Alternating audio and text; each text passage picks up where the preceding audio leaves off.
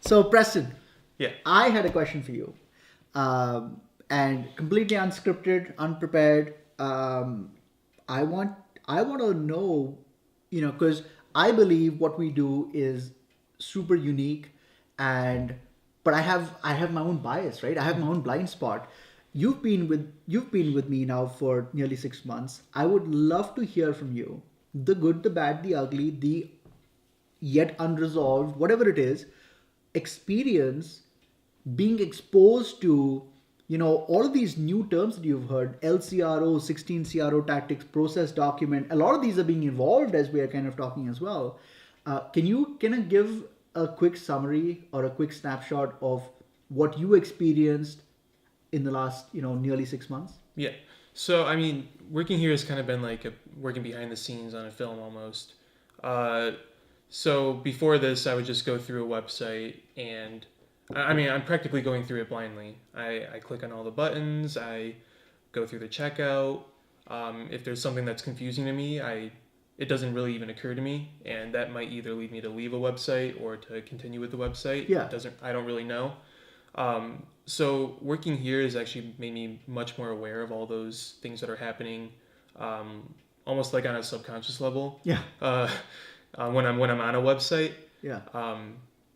So the problems that we're trying to solve with our LCRO, or with LCRO or our CRO process, or with our 16 tactics, um, I've been able to see how those things can really prevent the things that were happening to me when I was on a website, and that's ultimately leaving the website.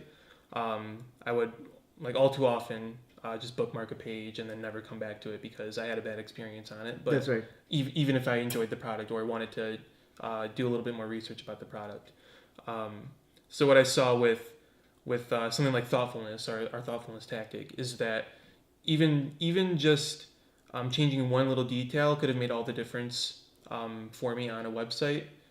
So what I've learned here is that we have the ability to put ourselves in the shoes of somebody like me 6 months ago, and kind of improve a website with from that perspective.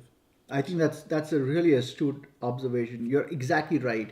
And you know what? The crazy part is that sometimes companies will want to interview people that were on their website and ask them questions about what they liked and what they didn't like. Yeah. And a lot of times the data that they're collecting is garbage Mm-hmm. information, because people will, we do a lot of things. We are trying to fit with the norm. We're actually trying to respond to questions based on what we think that the interviewer is looking for.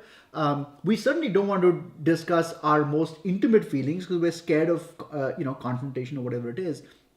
And what's really interesting is there was a professor in MIT, Eric von Hippel, that did studies specifically on the subject, and it's called unarticulated human needs. And what he discovered was that there are certain dimensions of our needs that we don't even have words to describe. And Mm-hmm. a simple example is that when you go to a car dealership and they show you 10 different car paint colors, and you don't like any of the colors, how do you describe what color you're looking for? Yeah. It's not possible. And so we have these unarticulated needs that we simply cannot express. And so an interview process is actually totally useless. But what you can do from the data is you can identify points where there was a break in the user experience, Yeah. which caused the user to kind of exit the website, and then work backwards and say, okay, was there a struggling moment here? Mm-hmm. And based on that, apply thoughtfulness or apply power or apply one of the other 16 tactics to say, would that have been a solution for this struggling moment? And that would, and we obviously don't know these things up front. This is the why we A/B test. But at least we have a fairly good idea as to what the problem may be if you step backwards. Yeah. But you're absolutely right. I mean, one of the reasons why you are so good at what you do is because you've been a consumer all your life, Yeah. and so we